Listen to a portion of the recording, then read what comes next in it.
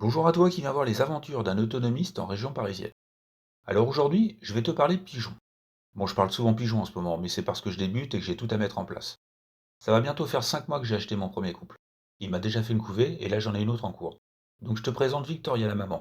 Blanche, avec des taches marron clair, j'aime beaucoup. Et puis voilà Vaillant, le papa, Choco également, et je trouve que pour mon premier achat, j'ai eu quand même pas mal de bol avec eux. Là, c'est 6,21, le pauvre. Il a eu un retard de croissance à la naissance. Il a 2 mois et demi, mais tout doucement il rattrape son retard, alors j'attends. Mais bon, il est pas au top quand même. Et puis voilà Chocolat, sa sœur. Je la trouve super mignonne, et je vais essayer de lui trouver un mâle aussi joli qu'elle. Et pour être certain qu'ils se mettent en couple, parce que c'est pas forcément gagné, il va probablement falloir que je les enferme ensemble pendant quelques jours.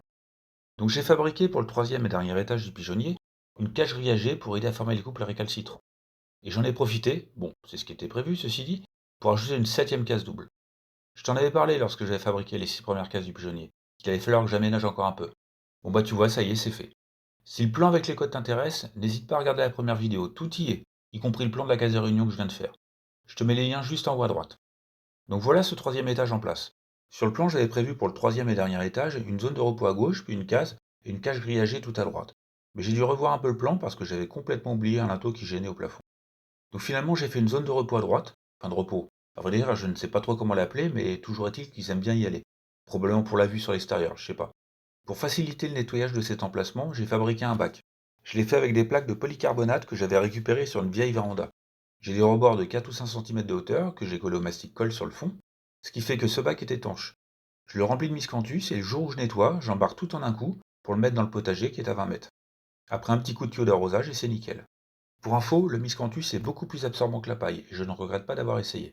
Là tu vois, ça doit bien faire 15 jours que je n'ai pas nettoyé cette zone et franchement, ça va.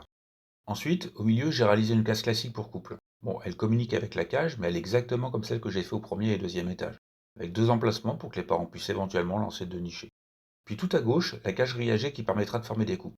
J'ai fait le même système de bac à miscanthus et je ne suis même pas obligé d'ouvrir la porte pour le nettoyer. Tu vois pareil, un bac bien étanche de 400 cm de hauteur, en polycarbonate, donc super léger à porter.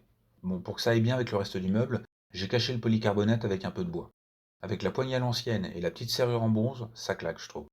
Alors cette cage sera ouverte la plupart du temps, mais le jour où il faudra que je forme un couple, je n'aurai qu'à fermer la porte grillagée et les deux entrées de la case. Voilà où j'en suis. Mon installation se perfectionne, j'ai acheté des perchoirs qui se démontent et se nettoient facilement, et j'ai amélioré ceux que j'avais fabriqués parce qu'il n'y allait jamais, hein. Mais depuis que j'ai remplacé le tube rond par un lito rectangulaire, ça leur plaît beaucoup plus. Donc jusqu'à présent, tout se passe bien. Pour le moment, le voisin ne râle pas. Normal, je n'ai que 4 pigeons, mais je pense pas que je pourrais grimper à plus de 10. Parce que tous voyageurs qu'ils sont, bah ils aiment quand même vachement bien son toit. Donc 3-4 coupes maxi, je pense, soit la moitié de ce que le pigeonnier peut faire tourner. Bon, ça devrait quand même faire entre 15 et 20 pigeonneaux à l'année, et c'est toujours ça. Mais si pour une raison X ou Y, il faut monter en puissance, bah j'aurai tout ce qu'il faut et il n'y aura plus qu'à. Je suis en mode preppers, quoi. Bon, sinon, j'en suis le premier surpris, mais je me suis vraiment pris au jeu. C'est quand même vachement sympa d'avoir des pigeons, en fait. C'est des vrais chiens, c'est trop drôle. Quand je suis dans le jardin, ils viennent régulièrement me retrouver.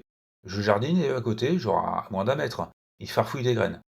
Je crois que c'est parce qu'ils se sentent en sécurité avec moi. Ça reste des proies, toujours aux aguets. Alors quand ils sont avec moi, je pense que ça leur permet de pouvoir relâcher un peu la tension et ils apprécient. Quand je dis ça, je suis pas psy pour pigeons, hein. En tout cas, de les voir se promener comme ça, ou de les voir s'envoler, de faire 3-4 tours en escadrille au-dessus de la maison, avant de partir vers l'horizon, c'est chouette, j'aime beaucoup. Alors si tu hésites à te lancer, sache que c'est une aventure tentable, pas hyper compliquée à gérer, et qu'en plus c'est plutôt sympa. Allez, je te dis à bientôt, et comme d'hab, je te souhaite beaucoup, beaucoup de ténacité dans tes projets.